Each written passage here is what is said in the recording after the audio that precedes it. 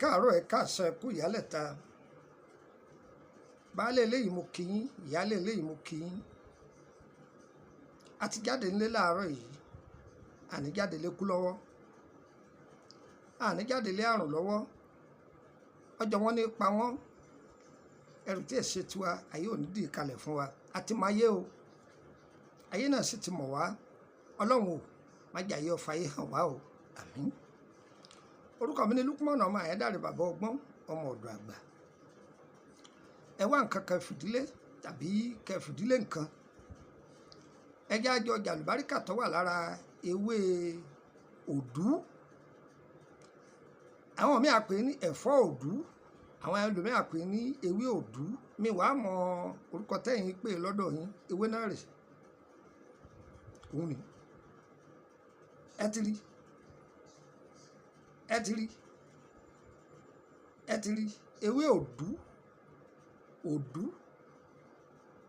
a máa ṣe lọ́bẹ̀ jẹ lẹ́fọ̀ọ́ òdú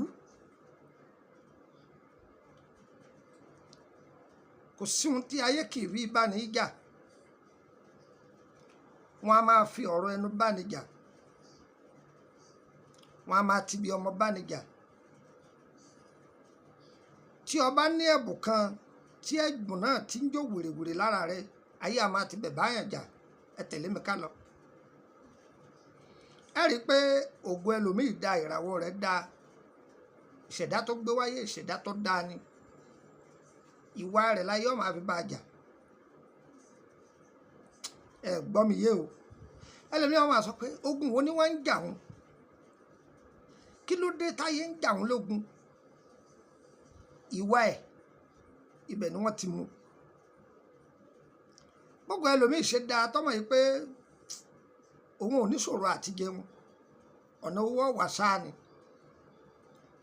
báyà obìnrin tó rẹwà tọ́mọ̀ pé òun pupa fẹ́rẹ́fẹ́ òun kúnra òun ṣe bọ̀lọ̀kù pé kò sí àdúgbò àbájáde ọkùnrin ọkọ̀nù sí òun ó sì fún un lówó bẹ́ẹ̀ ni tọ́wọ́ á jẹ́ pé bẹ́lẹ̀ yìí bá ti fẹ́ wọn ó gbé ìgúlẹ̀ peter ń bá fẹ́ wọn ó gbé ìgúlẹ̀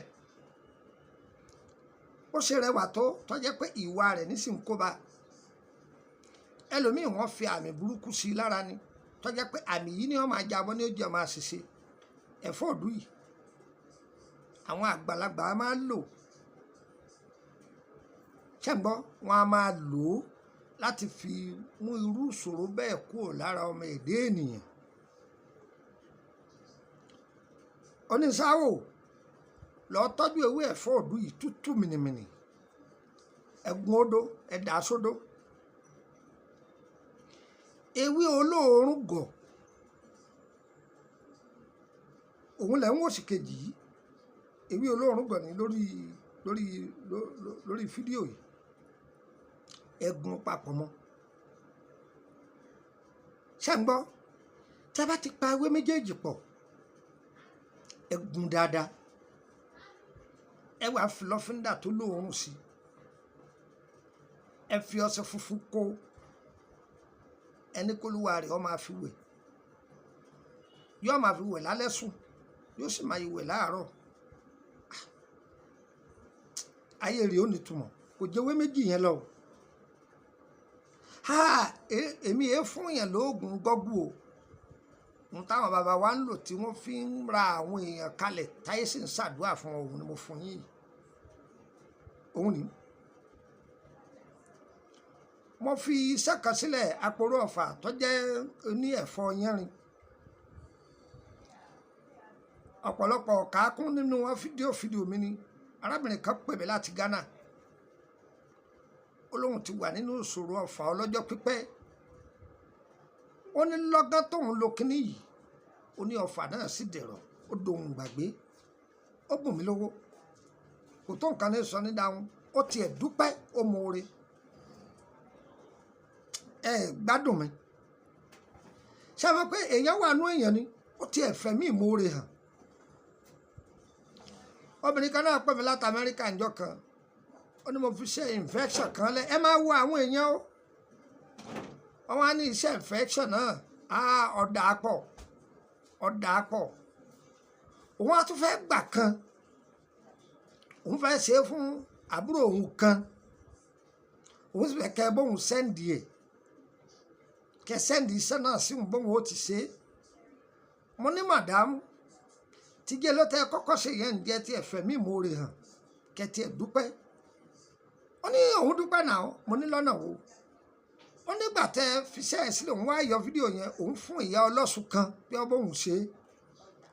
Ìyá ọlọ́sùn náà wá bóun ṣe é òun dẹ̀ bùn ní nǹkan torí pé ṣẹ́ náà ọ̀ dáa púpọ̀ òun á tún fẹ́ kẹ́ fún òun ní mi ò lẹ̀ ṣe mà. Mo ní tí n bá sọ̀rọ̀ sí yín yóò dùn yín aláìdánirú yín. Wọ́n ní ǹjẹ́ ìyá ọlọ́sùn ló fi sẹ́lẹ̀ ara arú yín ni ẹ máa tọrọ nǹkan lọ́wọ́ Ọlọ́run ẹ ní kó tètè ṣe é. Èyí tó fún ọ tẹ́lẹ̀ ń jẹ́ odúpẹ́ rẹ̀ ẹ jẹ́ ká máa fẹ̀mí ìmoore hàn. Èmi ò tọrọ lọ́wọ́ èèyàn o àtìmọ̀ yìí pé Ọlọ́run ní í fún ni Ọlọ́run tí sì ń fún wa pọ̀ padà lẹ́yìn wa. Ayélujára ẹ rí i pé mo paramọ́ látọjọ́ tó ti pẹ́ mi ò ṣe fídíò kíní báyìí. Mo ti ṣe gbogbo àwọn fídíò mi kan tẹ́ ń wò yẹn bí ọdún mẹ́wàá sẹ́yìn ni mo kàn kọ 5 years back ó ti jù bẹ́ẹ̀ lọ. Àwọn tó mọ̀ mí Bàrígà ńgbà mo wà lákíọ́lá àbí gbà mo wà ní kí là ń pè ìgbóló ṣeré ọ́fíìsì mi tó wà nìbàdàn gbogbo ẹ̀ bá ń tí wá ni pé kẹ́ dúpẹ́ fún Ọlọ́run ọba yín ọ̀dà púpọ̀ jù kò ní gbòdì lára yín o á dára fún yín. Òun rèé ẹ̀fọ́ òdú ni ẹ gbádùn mi ẹ̀fọ́ òdú pẹ̀lú ewé olóòórùn gọ̀ ẹ̀gún papọ̀ kẹ́ tú lọ́fíńdà gidi sí ẹ fi ọṣẹ funfun po kẹ́ni náà máa fi wẹ̀ yóò dúpẹ́ fún Ọlọ́run. Ọba wa ti ń lò sẹ́nu rẹ̀ báyìí torí Ọlọ́run yóò fi ọ̀rọ̀ rẹ̀ ya àwọn ọ̀tá lẹ́nu. Orúkọ mi ní Lukman ọmọ Ayédáre bàbá ọgbọ́n ọmọ ọ̀dọ̀ àgbà. Nọ́mbà wo lẹ lè fi kàn sí mi tẹ́ lè fi bá mi sọ̀rọ̀ +23480 3298 3298 ẹ gbọ́ lẹ́ẹ̀kan sí +23480 3298 3298 ẹ gbà kan sí +23481 33 155 111 +23481 33 155 111. Tẹ́ bá pe nọ́mbà yìí dàrẹ́ẹ̀tì tí ọba lọ ẹ pe nọ́mbà àkútọ̀nù mi.